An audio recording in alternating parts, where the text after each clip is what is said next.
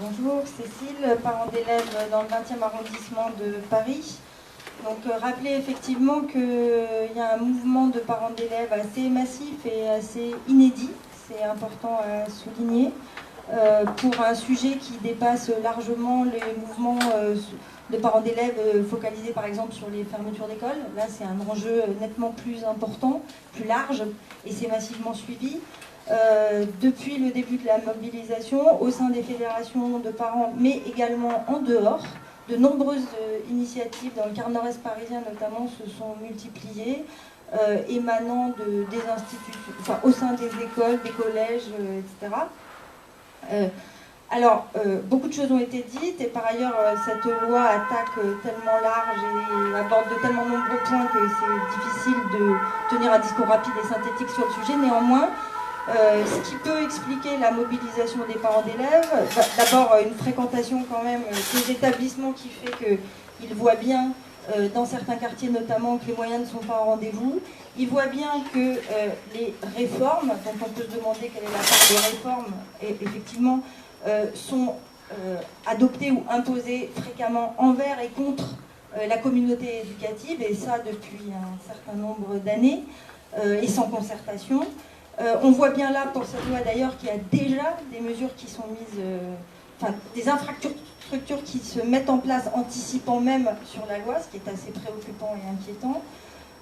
Alors, ce qui a pu aussi mobiliser, au-delà de ça, c'est finalement les grands enjeux et les grands thèmes assez fondamentaux que soulève cette loi, et on l'a dit, mais rappelons-le, avec notamment quand même l'article 1, et qui n'est pas une abstraction, et qui va même bien au-delà des professeurs envers lesquels elle s'adresse, puisqu'encore une fois, les parents d'élèves ont pu en faire l'expérience sur des sujets a priori pas nécessairement totalement subversifs, puisque dès l'automne déjà, dans de nombreux lycées, les réunions visant simplement à informer sur la réforme du lycée ont été tout simplement interdites et proscrites, dans un climat absolument délétère, avec un sentiment de caporalisation des chefs d'établissement. Et ça, dans le 20e parisien, en tout cas, on l'a tous expérimenté. Sur la loi Blanquer, ça a été très compliqué de se réunir dans les établissements, de tenir des réunions, de tenir des discours, d'informer. Donc, encore une fois, c'est loin d'être une abstraction, et finalement, alors même que la loi n'est pas votée, on en voit déjà les effets.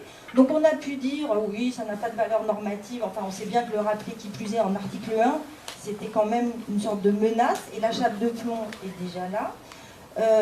Et plus généralement, s'il fallait retirer une sorte de thématique générale de cette loi, de problématique qui inquiète et préoccupe, c'est fondamentalement une très large rupture d'inégalité. Alors on a parlé des établissements à deux vitesses, etc. On le voit bien, on a le sentiment qu'un socle qui soit le même pour tous, avec les mêmes moyens partout et pour tous, c'est clairement pas ce qui est mis en avant. On a le sentiment depuis, enfin c'est plus que le sentiment, c'est qu'on analyse très clairement depuis un certain nombre d'années que la mise en avant de l'inclusion, de la mixité sociale sans aucun moyen sont des alibis, pour ne pas dire des cache-misères.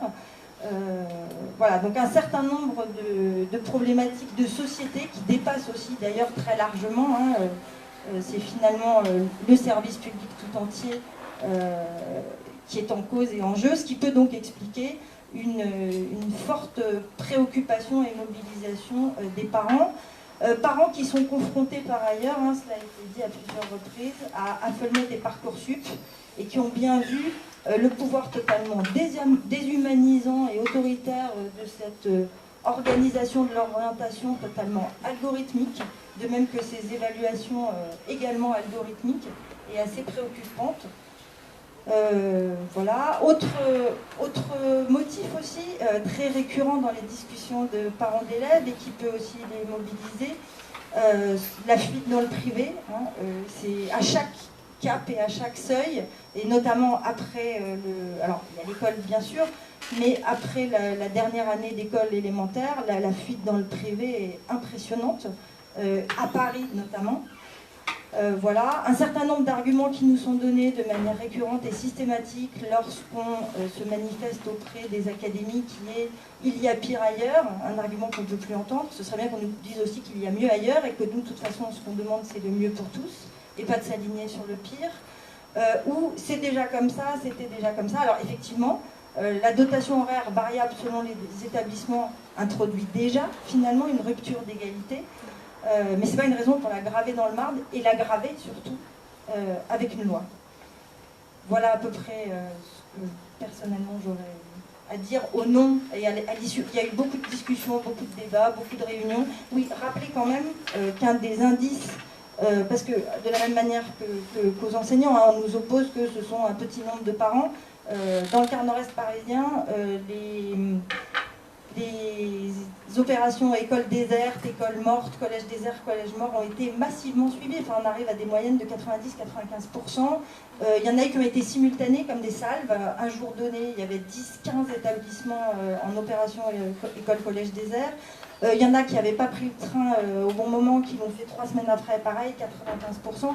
Donc encore une fois, un symptôme d'une réelle préoccupation, mobilisation, soutien donc aux côtés des enseignants, mais aussi indépendamment, encore une fois, face à ce qui semble un problème de société majeur.